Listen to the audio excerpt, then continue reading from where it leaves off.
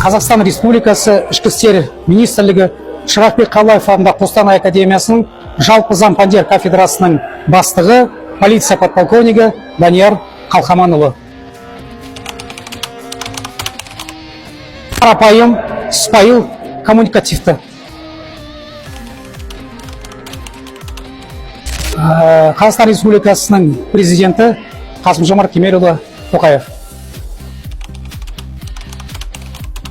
Әр адамға 3 кітап оқуға келесі кітаптарды мен ұсынушы едім. Ол бірінші, ол Бауыржан Момышұлы «Ұшқан ұя», екінші кітап ол Абай жолы, Мұхтар Әуезов атамыз жазған. Үшіншісі ол Александр Бек, Волоколамское шоссе. Өзім осы кітаптарды тікелей оқып шыққам.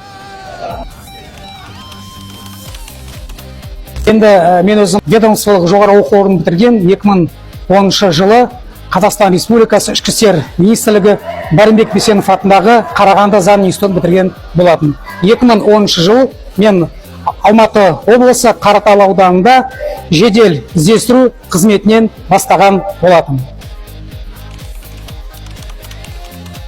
Қазіргі таңда біз енді ведомстволық жоғары оқуда қызмет атқандықтан біздің басты мақсатымыз, басты міндетіміз ол жоғары деңгейде патриоттық, сезімтал, білімді болашақ полиция қызметкерлерін тәрбиелеп шығару.